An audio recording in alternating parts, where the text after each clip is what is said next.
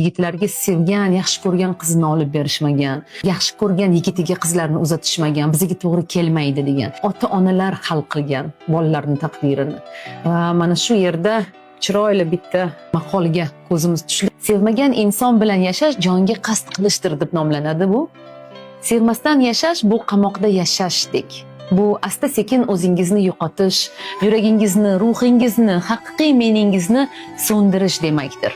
U inson yaxshi, mehribon bo'lishi mumkin, do'stdek.